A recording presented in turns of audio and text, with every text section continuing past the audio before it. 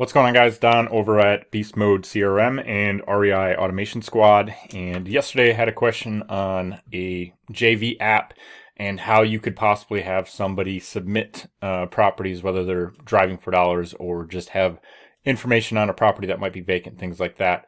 How could they submit it into an app and then have it so that they submit it through a web form, so they don't have to be a user that you're getting charged for within your Podio or Beast Mode space. But after they submit it, you'd like to have it shared via email so that they can see the record and see the updates and status and things like that. So today we're going to kind of go over what that looks like and how to create a quick little simple app. So inside your workspace, any type of Podio workspace, you've got the green little plus add an app button. We'll probably just create an app of our own, keep it simple, and set up an app, and then set up the automation to make the share happen so that they can view the property and the item as it's updated, but they will not access any additional information in your workspace or be a user that you're charged for. So create your own app, and what I'm going to do is just name it something like JV deals or JV prospects, something like that, and then we'll go from there and create it. Okay, so standard, you can really make it whatever you want for an icon.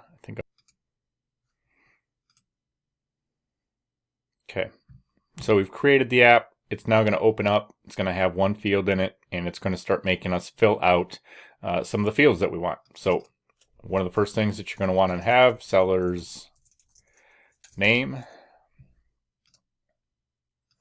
Leave it as a single line, and something like the phone, the email if they have it, and we're going to actually name this so that we know exactly what it is, because there's going to be an email box later on that we use for sharing the item, and we don't want to have them confused on what we're looking for. So we'll go ahead and put that, and let's see what else we want. So a couple things that I would probably put in here is a map field so that they can put in the address, and you can leave it as single line or multi-line, and for this one we're going to show a map on it, and you could make these required if you want to. Obviously it's something that with them submitting it, normally it would require to have an address, but I find that that's just known when they're submitting it. So the other thing we're going to do is allow images to be attached. So if they're taking images with their cell phone or whatever the case may be, we're going to go ahead and put in 1, 2, 3, 4, 5. 1, 2, 3, 4, 5. I'm going to put in 5, and the other option is we're going to put in a photo link that's optional if they don't want to use the images, and if they have a walkthrough video, we'll let them do that as well. That way if they upload it to Dropbox or YouTube or anything like that, we can see what those look like. Now normally what I would do is make these to where they're hidden if empty. So if they submit it, you'll see it. If they don't, you won't see it. And I just want to make sure that I've got all these marked off. So we're good there. Same thing with these links. You'll see them if they submit. If they don't, you won't see them. So you're good there.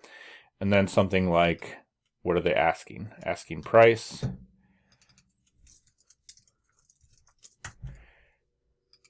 We want to make sure that we're good there. Okay. Something like estimated repairs for a value, and then we're going to have a notes box for them.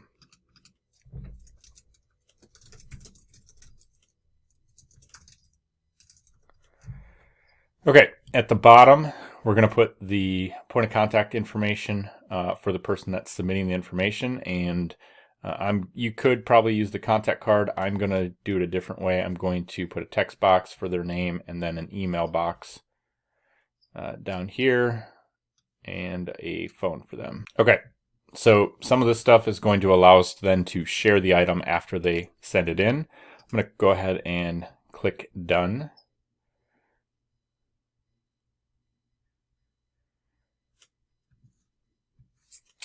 And so what that looks like if you're manually creating an item is something like this. This is kind of what you see. You may want to add maybe like a status box saying that it's in follow-up or you've got something going on with it if you wanted to, or you could simply put that stuff in the comments or notes so that they kind of know what's going on with it. Really up to you, but we're going to keep it like this, keep it fairly simple. After you've created this app, the thing that you can do at that point is use the wrench and come down to webform, and you'll be able to have a web form like this. So you can see this is a really basic one. There's no name or anything on the top, but you've got the different links and things right here. And then one thing that I'll note that I'm going to change is like the submitter's name. This is showing as a big box, which means it's showing as a multi-line box. I'm going to change that to a single line. But everything else looks like it's fine enough that they could submit it. And as you can see, they can attach pictures, things like that. One thing you may want to think about doing is putting the company name.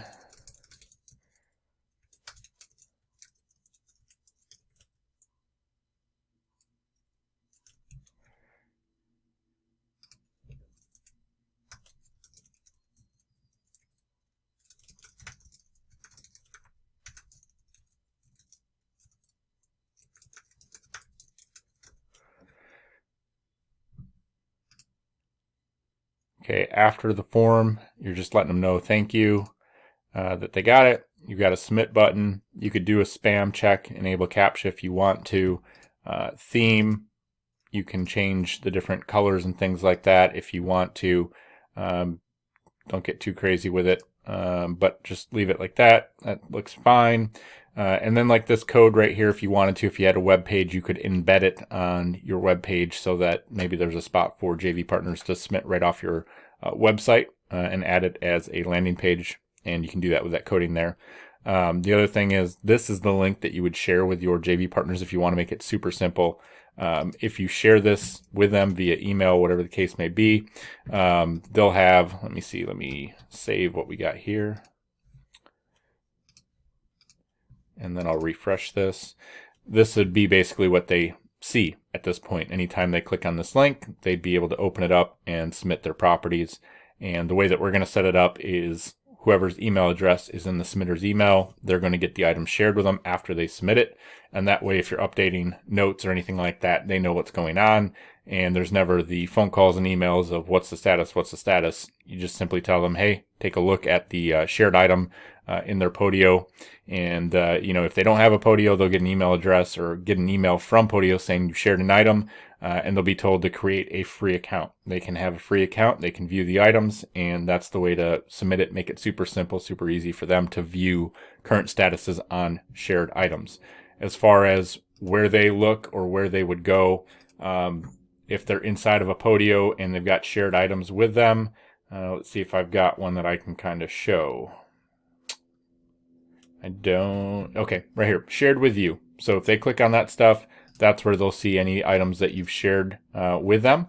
And from there, they'll be able to see their notes and updates and things like that. So the next step at this point is going to be to set up the automation so that when they submit these items, it automatically shares it with them because it doesn't do that out of the box with Podio. So we're going to go over that in the next step on how you can do that. All right, we're going to talk over the back end using GlobyFlow and how you can create this automation. So we went into the JV deal, we said add new flow, and I'm going to go in here and open up what we did. We said when a new item is created in that JV app, then what I want you to do is share an item. So if you click this little plus symbol and type share item, that's what you're seeing up above here. And we simply said in here, who do you want to share it with?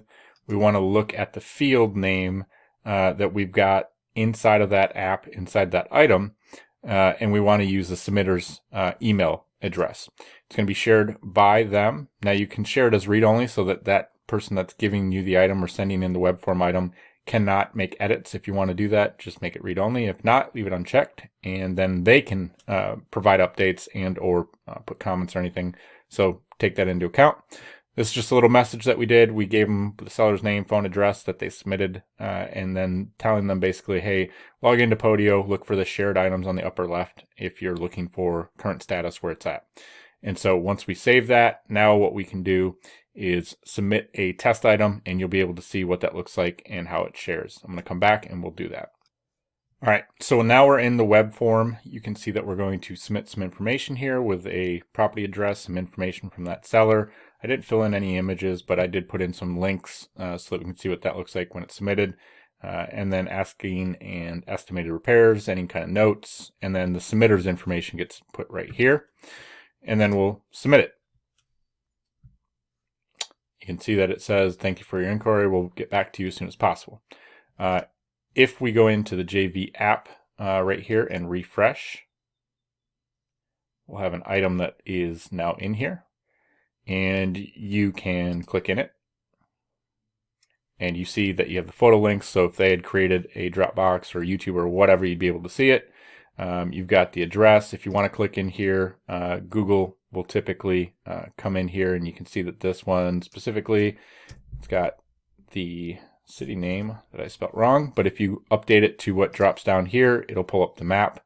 But you've got the different information here, and you've got the submitter's email right here.